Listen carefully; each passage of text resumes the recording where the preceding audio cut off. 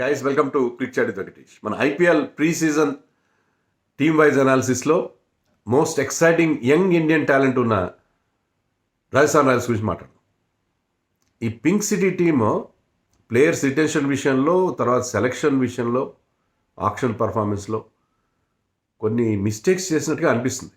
But వాళ్ళ దగ్గర talent ఉంది. ఆ టాలెంట్ మరి వాళ్ళు మనని రాంగ్ అని ప్రూవ్ చేస్తారేమో చూడాలి. వీళ్ళ పాస్ట్ పర్ఫార్మెన్స్ చూద్దాం. ముందుగా వీళ్ళు పాస్ట్ పర్ఫార్మెన్స్ చూస్తే ఫస్ట్ ఐపీఎల్ గెలిచింది వీళ్ళు కదా, ఇనాగరల్ ఇయర్లో 2008లో. కానీ ఆ తర్వాత వీళ్ళ పర్ఫార్మెన్స్ అంత ఇంప్రెసివ్గా లేదని చెప్పాలి. తర్వాత ఎప్పుడు కనీసం ఫైనల్ కూడా వెళ్ళలేదు. తర్వాతి 11 సీజన్లలో 3 సార్లు మాత్రమే ప్లే ఆఫ్స్కి వెళ్ళారు. చాలా సందర్భాల్లో గ్రూప్ స్టేజ్లోనే వాళ్ళ క్యాంపెయిన్ ముగిసిపోయింది. బట్ వాళ్ళ టీం మాత్రం చాలా డీసెంట్గా పర్ఫామ్ చేసేది, కన్సిస్టెంట్గా అనిపించేది. కోర్స్ 2 ఏళ్ళు బ్యాన్ కూడా వాళ్ళ మీద రీతిలో చూసాను అనిపించి చెన్నై సూపర్ కింగ్. బట్ ఓవరాల్గా ఈ టీం ఎప్పుడు కూడా అంత దారుణంగా పర్ఫామ్ చేయడం లైక్ టీమ్స్ లైక్ పంజాబ్ లాగా అయితే కాలేదు. కానీ రిజల్ట్స్ అంత గొప్పగా లేవు. బట్ లాస్ట్ 3 సీజన్స్గా తర్వాత ముఖ్యంగా సంజు శాంసన్ కెప్టెన్ అయిన తర్వాత, సంగకార కోచ్ అయిన తర్వాత వీళ్ళ టీం లాస్ట్ 3 ఇయర్స్ బాగానే పర్ఫామ్ చేశారు. లాస్ట్ 3 ఇయర్స్లో రన్నరప్గా నిలిచారు 2022లో. తర్వాత నెక్స్ట్ ఇయర్ కొద్దిలో ప్లే ఆఫ్స్ మిస్ అయ్యారు. 5th ప్లేస్ ఫినిష్ 2023లో. అండ్ లాస్ట్ ఇయర్ కూడా బాగా పర్ఫామ్ చేసి 3rd ప్లేస్ తీసుకున్నారు. ప్లే ఆఫ్స్కి వెళ్ళి ప్లే ఆఫ్స్లో కూడా ఒక మ్యాచ్ గెలిచి, ఎలిమినేటర్ గెలిచి కూడా వాళ్ళు తర్వాత ప్రొసీడ్ కాలేకపోయారు. సో లాస్ట్ 3 ఇయర్స్ నుంచి చాలా కన్సిస్టెంట్గా పర్ఫామ్ చేశారు. కానీ ఈసారి ఆ రిటెన్షన్ విషయంలో కాస్త పప్పులు కాలేసినట్టుగా ఉన్నారు. అది మనం ఇంకా డీటెయిల్గా తర్వాత మాట్లాడదాం. వీళ్ళ షెడ్యూల్ చూద్దాం. షెడ్యూల్లో వీళ్ళు మార్చిలో 3 మ్యాచ్లు ఆడతారు. 23న ఎస్ఆర్హెచ్తో హైదరాబాద్లో ఆడతారు. మా మ్యాచ్కి టికెట్ల గురించి కూడా చాలా డిమాండ్ ఉంది. తర్వాత 26న కేకేఆర్తో హోమ్ మ్యాచ్ ఆడతారు. 30న సిఎస్కేతో మరొక హోమ్ మ్యాచ్ ఆడతారు. ఏప్రిల్లో 5థన పంజాబ్ కింగ్స్తో ఎవే మ్యాచ్, గుజరాత్తో 9న ఎవే మ్యాచ్, 13న ఆర్సీబీతో హోమ్ మ్యాచ్, 16న డీసీతో ఎవే మ్యాచ్, 19న ఎల్ఎస్జీతో హోమ్ మ్యాచ్, 24న ఆర్సీబీతో ఎవే మ్యాచ్, 28న మళ్ళీ గుజరాత్ టైటన్స్తో హోమ్ మ్యాచ్. మే 1న ఎంఐతో మ్యాచ్ ఉంది, హోమ్ మ్యాచ్. 4థన కేకేఆర్, 12థన సిఎస్కే, ఈ 2 ఎవే మ్యాచెస్.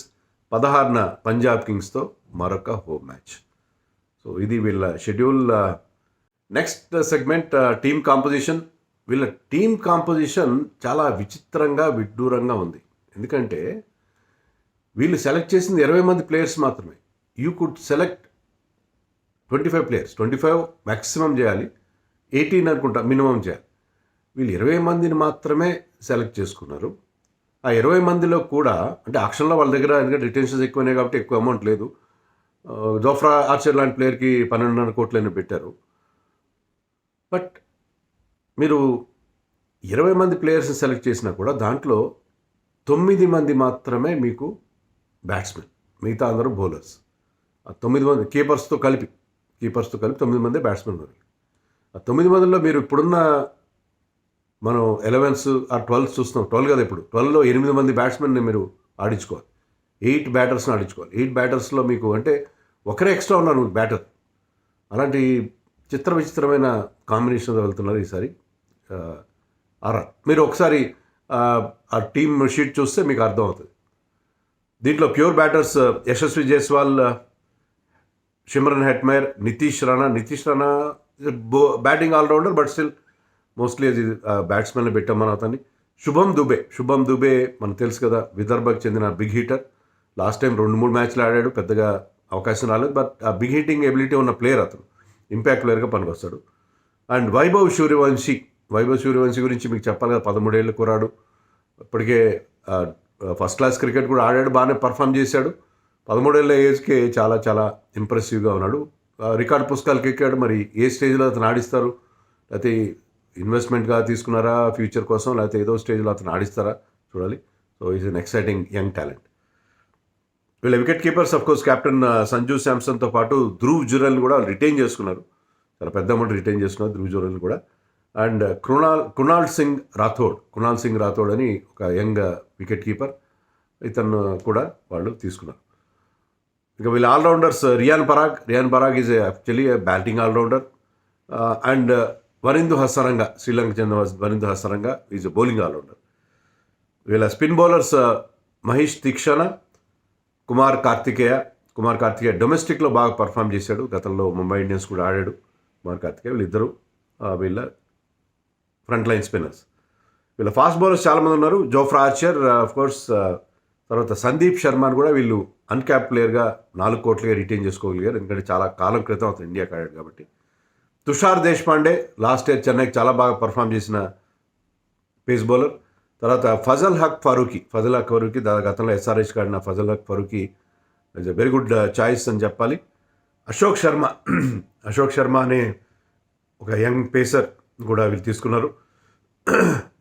తర్వాత ఆకాష్ మడ్వాల్ గతంలో ముంబైకి ముఖ్యంగా 2023లో చాలా బాగా పర్ఫామ్ చేశాడు. లాస్ట్ ఇయర్ కొద్ది అవకాశాలు వచ్చినాయి అతను ముంబై తరఫున. క్వెనా మఫాకా ఇతను కూడా ముంబై ఇండియన్స్కి ఆడిన సౌత్ ఆఫ్రికన్ బౌలర్, బట్ చాలా ఎక్సైటింగ్ టాలెంట్. యుధ్వీర్ సింగ్ కూడా actually is a bowling allrounder అని చెప్పాలి. గతంలో ఎల్ఎస్జీ లాంటి టీమ్స్కి ఆడిన ప్లేయర్. రీసెంట్గా డొమెస్టిక్లో అనుకుంటా రంజీ ట్రాఫీలో రోహిత్ శర్మను కూడా అవుట్ చేశాడు. Yudhvir Singh is another bowler in this team. So ఈ టీంలో మరి చూస్తే ఏంటంటే చాలా తక్కువ మంది బ్యాటర్స్ కనిపిస్తున్నారు. బౌలర్స్ ముఖ్యంగా ఫాస్ట్ బౌలర్స్ బాగానే ఉన్నారు. వీళ్ళ లైక్లీ 11 ఫస్ట్ చాయిస్ 11 చాలా ఇంప్రెసివ్గా ఉంది, సందేహం లేదు. సంజు శాంసన్ ఈసారి ఓపెన్ చేస్తాడని మనం ఎక్స్పెక్ట్ చేయొచ్చు, ఎందుకంటే సంజు శాంసన్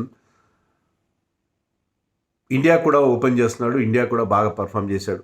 అండ్ బట్లర్ లేడు కాబట్టి Sanju Samson I think is the right candidate to open. So అతను తన ఫుల్ పొటెన్షియల్ రియలైజ్ కావడానికి last year also is done well. India తరఫున కూడా మంచి ఫామ్లో ఉన్నాడు. బట్ ఓపెనర్గా వస్తే మరింత ఫ్రీగా అతనికి ఎక్స్ప్రెస్ హిమ్సెల్ఫ్ అని మనం ఎక్స్పెక్ట్ చేయొచ్చు. And he and Yashasvi Jaiswal opening together మంచి ఎక్స్ప్లోజివ్ స్టార్ట్ అందించే అవకాశం ఉంటుంది. నెంబర్ 3లో Nitish Rana left hander maintain అవుతాడు అక్కడ. తర్వాత 4లో రియాన్ పరాగ్, 5లో హెట్మైర్ ఎందుకు 5లో పెట్టామంటే రియాన్ పరాగ్ రైట్ హ్యాండర్ కాబట్టి నెక్స్ట్ ఒక లెఫ్ట్ హ్యాండర్ పెట్టాం మనం. 6లో జురెల్, ఇది అటు ఇటు కూడా కావచ్చు లెఫ్ట్ రైట్ కాంబినేషన్ కోసం. 5లో జురెల్ ఆడచ్చు, 6లో హెట్మైర్ ఆడే అవకాశం ఉంటుంది. Hetmyer is the designated finisher, Jurel కూడా అదే రోల్ ఇస్తారు, ఫినిషింగ్ చేయాలి. అండ్ 7లో ఇంపాక్ట్ ప్లేయర్గా మనకి శుభం దూబే మనం ఎక్స్పెక్ట్ చేయొచ్చు. శుభం దూబేని ఆడించవచ్చు, వైభవ్ సూర్యవంశీని కూడా ఆడించవచ్చు. వైభవ్ సూర్యవంశీ ఆడితే అతను నెంబర్ 7లో ఆడు, అతను కాస్త ఎర్లీగా నెంబర్ 3లోనూ నెంబర్ 4లోనూ ఆడే అవకాశం ఉంటుంది. But Shubham Dubey is the designated finisher or impact ప్లేయర్గా మనం చెప్పుకోవాలి వైల్ బ్యాటింగ్. 8లో హసరంగా కెన్ బ్యాట్ వెల్, మనకు తెలుసు ఆల్రౌండర్, సో దానివల్ల వాళ్ళకి డెప్త్ ఉంటుంది నెంబర్ 8 దాకా. 9లో వచ్చి జోఫ్రా ఆర్చర్ కల్స్తో can use that long handle, big hits కొట్టే ఎబిలిటీ ఉన్న బ్యాటర్ అతను. 10లో Theekshana is also competent batter. 11లో వచ్చే తుషార్ దేశ్పాండే కూడా డొమెస్టిక్లో పెద్ద స్కోర్ చేసిన అనుభవం ఉంది. సో వీళ్ళకి ఆ టెయిల్లో కూడా కాస్త బ్యాటింగ్ ఎబిలిటీ ఉన్న ప్లేయర్స్ ఉన్నారు. ఇంపాక్ట్ ప్లేయర్గా సందీప్ శర్మ ఉండొచ్చు. So Sandeep Sharma, Tushar Deshpande, Theekshana, Jofra and Hasaranga వీళ్ళు 5 వాళ్ళకి బౌలర్స్గా ఉంటారు. ఈ టీంకి ఎక్స్ ఫ్యాక్టర్ ఎవరు? ఈ టీంకి X factor Sanju Samson, no doubt. Sanju Samson ఈ టీంకి అసలు team revolves around Sanju Samson ఈ టీంలో చాలా చాలా కీ మెంబర్. ఎక్స్ ఫ్యాక్టర్గా నేను యశస్వి చేసుకోవాలనుకుంటున్నాను, ఎందుకంటే అతను ఇప్పుడున్న ఫామ్, అతను ఆడుతున్న తీరు, the way he can win the matches for any team. ఒక్కసారి కనుక మంచి ఊపు మీద ఉన్నాడంటే అపోజిషన్ చుక్కలు చూపించే ఎబిలిటీ ఉంది. సంజు కూడా ఉంది ఆ ability, but Sanju is captain, అతను ఒక మెయిన్ స్టేగా ఉండాలి. బట్ ఇతను చాలా ఫ్రీగా ఆడే అవకాశం ఉంటుంది. సో యశస్వి జైస్వాల్ ఇప్పుడున్న ఫామ్లో across formats I think he is my ex factor.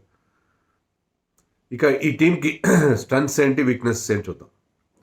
టీంకి ఉన్న స్ట్రెంగ్త్ అదే, ఆ ఇండియన్ కోర్. మీకు సంజు శాంసన్, యశస్వి జైస్వాల్ అండ్ రియాన్ పరాగ్ ఈ టీంకి ఆడిన తర్వాతే, అంటే సంజు శాంసన్ గతంలో కూడా బాగా పర్ఫార్మ్ చేసాడు వేరే టీమ్స్ కూడా, బట్ ఈ టీం నుంచే గ్రో అయిన వీళ్ళు. తర్వాత ఇండియాకి కూడా వెళ్ళి ఆడడం చూసాం మనం. తర్వాత వీళ్ళు ఎప్పుడు కూడా ఆ యంగ్ ఇండియన్ టాలెంట్ తీసుకొచ్చారు. ఈసారి ఈ ముగ్గురు మీదే ఈ టీం ఆధారపడి ఉంటుంది. సో అది వీళ్ళకున్న ప్రధానమైన strength. And of course young players లాంటి వైభవ్ సూర్యవంశీ లాంటి వాళ్ళని కూడా వీళ్ళు గ్రూమ్ చేస్తున్నారు. ధ్రువ్ జురెల్ కూడా వీళ్ళే బాగా గ్రూమ్ చేసి, ధ్రువ్ జురెల్ కూడా ఇక్కడికి ఆడడంతోనే ఇండియాకి వెళ్ళి ఆడడం చూసాం మనం.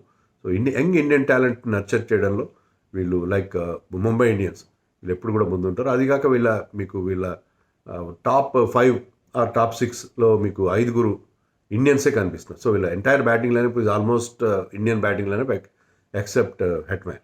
అది వీళ్ళ ప్రధాన స్ట్రెంత్. తర్వాత ఈసారి బౌలింగ్ కూడా వీళ్ళది బాగుంది. ఎందుకంటే Jofra Archer is in great form. మొన్న ఛాంపియన్స్ ట్రాఫీలో మంచి రిథంలో కనిపించాడు. చాలా బాగా బౌలింగ్ చేశాడు. He can give you wickets. Up ఫ్రంట్లో మీకు వికెట్స్ ఇస్తాడు న్యూ బాల్తో. అండ్ మీకు తర్వాత డెత్లో కూడా అతను వికెట్స్ ఇవ్వాలి. ఈ has got very good pace. 150+ కూడా వేయగల ఎబిలిటీ ఉండే బౌలర్. ఆ ఎక్స్ట్రా పేస్, ఆ ఎయిర్ స్పీడ్ అనేది ఎలాంటి పిచ్ మీదైనా మీకు ఖచ్చితంగా అది ఎఫెక్టివ్గా ఉండే అవకాశం. So Jofra, led by Jofra and Sandeep Sharma under rated and unsung hero. But ఎప్పుడు తనకు ఆ రోల్ ఇచ్చినా, ఈవెన్ డెత్ బౌలింగ్ అయినా న్యూ బాల్తో అయినా ఆల్వేస్ ఆ పర్ఫార్మెన్స్, ఆ కాంట్రిబ్యూషన్ ఇచ్చే ప్లేయర్. సో వీళ్ళిద్దరూ ఉన్నారు కాబట్టి ఈ టీంకి అది పెద్ద స్ట్రెంత్ అయ్యే అవకాశం ఉంది. అండ్ తుషార్ దేశ్పాండే కూడా చాలా బాగా పర్ఫామ్ చేశాడు లాస్ట్ సీజన్లో. చెన్నై సూపర్ కింగ్స్ చాలా బాగా పర్ఫామ్ చేసిన ప్లేయర్. సో ఈ ముగ్గురు ఉండడంతో ఏంటంటే వీళ్ళ పేస్ బౌలింగ్ బాగుంది. స్పిన్ బౌలింగ్లో హసరంగా, తీక్షణ వీళ్ళిద్దరు కూడా they combine very well. So శ్రీలంకకి ఇచ్చినట్టే ఇక్కడ కూడా వీళ్ళు మంచి పర్ఫార్మెన్స్ ఇచ్చే అవకాశం మనకు. సో అశ్విన్ చహల్ లేని లోటుని వీళ్ళు తీర్చే అవకాశం మనకి కనిపిస్తుంది. తర్వాత వీళ్ళకి రాహుల్ ద్రావిడ్ ఉన్నాడు అక్కడ. రాహుల్ ద్రావిడ్ అండ్ సంగకార ఇద్దరు లెజెండ్స్ ఉన్నారు. Sangakkara I think now is director and Rahul Dravid head coach. Rahul Dravid మనం చూసాం, అతనికి కాలుకి ఇంజరీ అయినా కూడా క్రచెస్తో వచ్చి అతని కమిట్మెంట్, ఆ టీమ్ ట్రయల్స్ అంతా చూస్తున్నాడు. అతను is in Jaipur. So Rahul Dravid commitment, Rahul Dravid sincerity and he's the coach for our India T20 world cup winning team. So అతను క్యాప్టెన్ చేశాడు ఈ టీంకి. అతను హోమ్ కమింగ్. సో ఈ టీంతో అతనికి చాలా అటాచ్మెంట్ అండ్ చాలా అనుబంధం ఉన్న టీం అది. So Rahul Dravid presence along with Sangakkara ఈ టీంకి వీళ్ళకి ఉన్న మరొక స్ట్రెంత్గా మనం చెప్పుకోవాలి.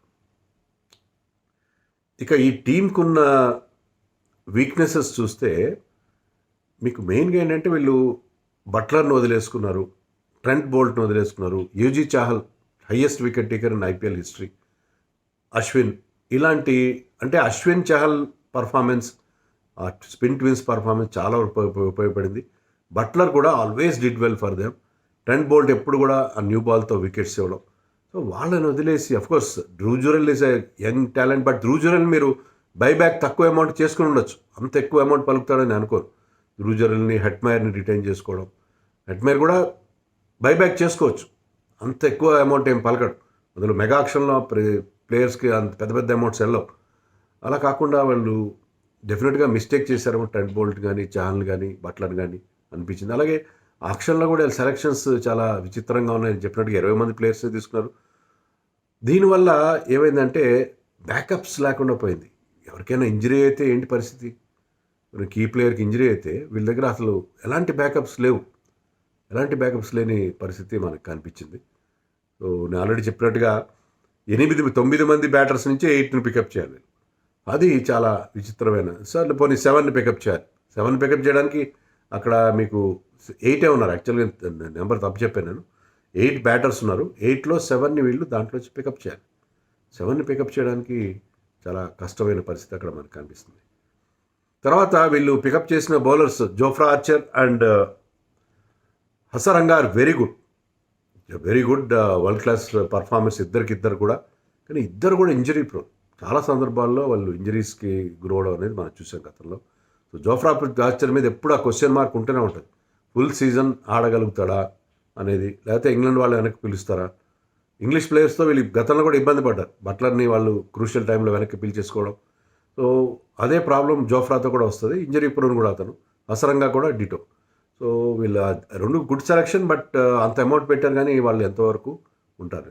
తర్వాత వీళ్ళకి టీంలో ఆల్రౌండర్స్ లేరు. ఆల్రౌండర్గా చెప్పుకోదగ్గ, ఎందుకంటే ఇప్పుడు ఇంపాక్ట్ ప్లేయర్ రూల్ ఉన్నా సరే ఆల్రౌండర్ ఉంటే మీకు చాలా బాగుంటుంది. చాలా టీమ్స్కి చెన్నై సూపర్ కింగ్స్లో ఎంతమంది మల్టీ స్కిల్ ప్లేయర్స్ ఉన్నారు, 10 మంది ఆల్రౌండర్స్ ఉన్నారు.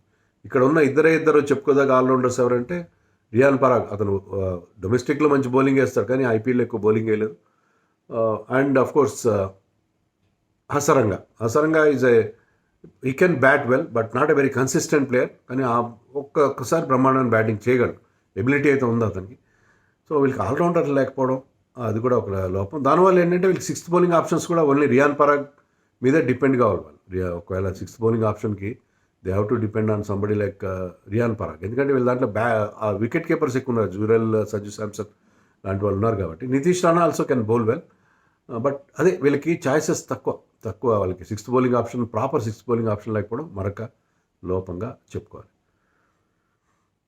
వీళ్ళ గేమ్ ప్లాన్ ఏంటి? మనం ఇంపాక్ట్ ప్లేయర్గా సందీప్ శర్మ అని చెప్పాం, తర్వాత తీక్షణ నాడించాలని చెప్పాం. కానీ మీకు ప్రతిసారి తీక్షణ నాడించాల్సిన అవసరం రాదేమో. ఎందుకంటే అసరంగా ఒకే స్పిన్నర్ సరిపోతాడు. మీకు నితీష్ రాణా అండ్ రియాన్ పరాగ్ కూడా బౌలింగ్ చేస్తారు కాబట్టి, స్పిన్ బౌలింగ్ చేస్తారు కాబట్టి కొన్ని సందర్భాల్లో మీరు ఫజల్ హక్ ఫరూక్ని ఆడి, ఫజల్ హక్ ఫరూక్కి మీ న్యూ బాల్తో వికెట్స్ ఇవ్వగల బౌలర్.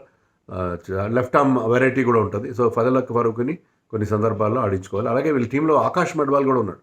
సో ఆకాష్ మడ్వాల్ని ఏదో ఒక పాయింట్లో ఆడించి, ఒకవేళ అతను కనుక పర్ఫామ్ చేస్తుంది, ఎందుకంటే డెత్లో మంచి బౌలింగ్ వేస్తారు అతను. న్యూ బాల్తో కూడా ఎఫెక్టివ్. 5 ఫర్స్ తీసిన రికార్డు కూడా ఉంది ముంబైకి 2023లో. ఆ సీజన్ వాళ్ళకి ఏమాత్రం బాగా జరగకపోయినా ఆ సీజన్లో వాళ్ళకి ఉన్న ఒకే బ్రైట్ ఆస్పెక్ట్ ఏంటంటే ఆకాష్ మడ్వాల్స్ బౌలింగ్. సో ఈ ఉత్తరాఖండ్ బౌలర్ని మళ్ళీ ఏదో ఒక రకంగా వీళ్ళు వాడుకోవాలి. ఎవరి ప్లేస్లో వాడాలి మరి? Tushar and Sandeep are very good. మరి చూడాలి మరి ఎవరి ప్లేస్లో వీళ్ళని అతన్ని తీస్తారో. మొత్తం మీద అతన్ని కూడా ఏదో ఒక పాయింట్లో వీళ్ళు తెర మీద తీసుకొస్తే బాగుంటుంది. ఇక టీం ప్రెడిక్షన్ నా దృష్టిలో వీళ్ళు కనుక ప్లే ఆఫ్స్కి రావాలంటే సంజు శాంసన్, యశస్వి జైస్వాల్, రియాన్ పరాగ్ లాంటి యంగ్స్టర్స్ చాలా బాగా పర్ఫామ్ చేయాలి. జోఫ్రా ఆర్చర్ అద్భుతంగా బౌలింగ్ చేయాలి. లేకపోతే వీళ్ళకున్న ఆ బ్యాకప్ సరిగ్గా లేకపోవడం, టీంలో ఉన్న కొద్దిగా డొల్లతనం, శుభం దుబే ఎలా పర్ఫామ్ చేస్తారో తెలియదు మనకి. సో బౌలింగ్లో ఈ శ్రీలంకన్ బౌలర్స్, మిగతా bowlers they are good actually. First 11 is good. But ప్రతి మ్యాచ్లో వీళ్ళతోనే నెగ్గుకు రావాలంటే చాలా కష్టమైన పరిస్థితి. So I will be surprised if they make it to the playoffs. ఎందుకంటే టీమ్ సెలక్షన్లో మరి ద్రావిడ్ లాంటి పర్సన్ ఉండి కూడా ఎందుకు ఇలాంటి సెలక్షన్ అయిందో నాకైతే అర్థం కావట్లేదు. మీకు అర్థమైతే నాకు కామెంట్స్లో చెప్పండి.